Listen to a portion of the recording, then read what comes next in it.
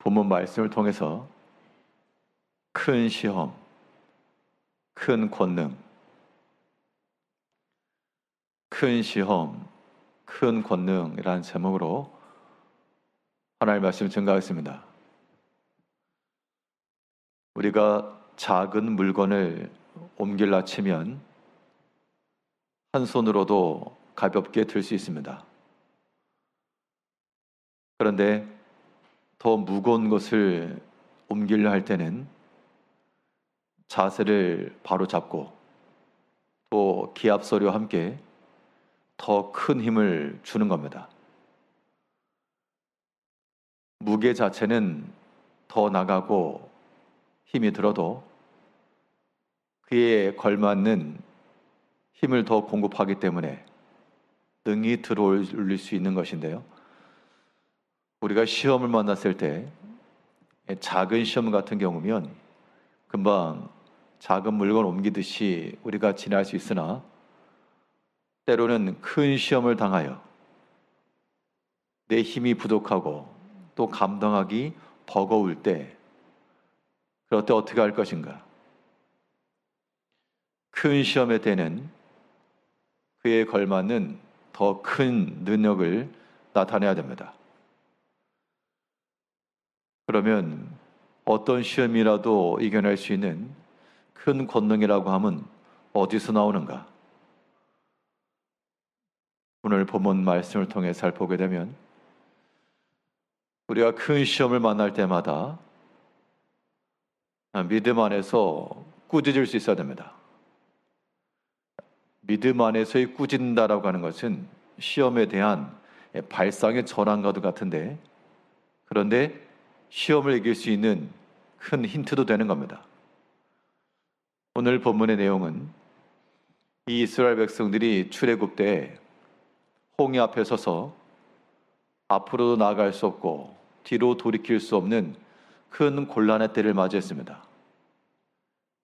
그때 하나님도 원망하고 또 모세도 원망하고 우리 다시 애굽으로 돌아가자 그리할 때 하나님께서 그들을 어떻게 그 시험의 때를 면하게 하셨는가 하니 그들처럼 두려워하지 않으시고 당황해하지 않으시고 오히려 그 큰 홍해를 꾸짖어서 마른 땅과 같이 건너게 하셨다 그랬습니다. 8절부터 보면 그러나 여호와께서는 자기의 이름을 위하여 그들을 구원하셨으니 그의 큰 권능을 만인이 알게 하려 하심으로다. 이에 홍해를 꾸짖으시니 곧 마르니 그들을 인도하여 바다 건너기를 마치 광야를 지나감 같게 하사.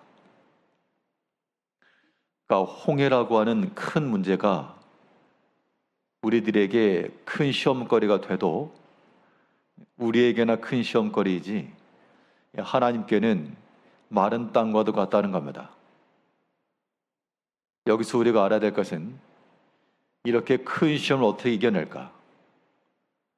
결국 내 힘과 권능으로 되지 아니하므로 하나님 의지하는 마음을 가지고 나가라는 것이고, 내가 봤을 때 이 홍해는 넘지 못할 큰 힘이 문제이나 그러나 더 강하신 하나님께는 아무것도 아니다.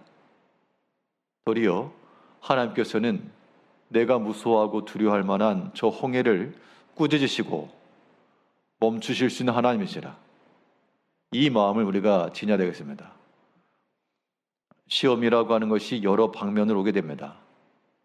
이때 중요한 것은 믿음 안에서의 꾸짖음이죠. 그렇다고 사람에 대해서나 그렇게 꾸짖는 말이 아니고 그건 다툼이 될 것이니까요.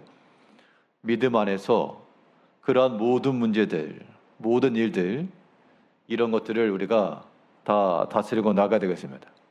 결국 홍해 앞에서 두려워하지 않을 것과 저것이 나를 집어삼키면 어떡할까? 두려워하지 않는 마음이 중요하고 또 더 큰 권능과 힘이 하나님께 있어서 충분히 마른 땅 되게 하실 것을 믿는 겁니다. 이것이 바로 큰 시험 앞에서 그 시험을 이겨낼 수 있는 큰 권능입니다. 이제 우리의 발상을 전환해서 내가 감당하기 어려운 큰 어려운 일들을 만날 때 하나님께서 그 홍해를 꾸짖으시고 예수님께서도 바다 위를 걸어가시면서 그 모든 풍랑을 꾸짖으사 잔잔케 하셨다고 그랬는데요. 우리가 잔잔케 할 만한 힘은 없으니 하나님 의지하는 믿음을 가지고 이 모든 시험들을 다 꾸짖고 마른 땅 되게 하고 그렇게 하여서 홍해와 같은 큰 시험이라도 능히 건너가고 지나갈 수 있는 우리 성도님들이 되어야 되겠습니다. 또 이 큰 시험의 때 어떻게 이겨낼 것인가? 믿음 안에서 또한 순종이 필요합니다. 자, 우리 순종이라고 하는 것은 말씀으로 행할 때 순종이라 말하는 겁니다. 시험 당할 때는 사람이 말씀대로 하기도 어렵고 순종하기도 어렵습니다. 시험의 때는 보통 말씀의 반대로 불순종하기 마련인데요. 그래서 이기지 못하는 겁니다.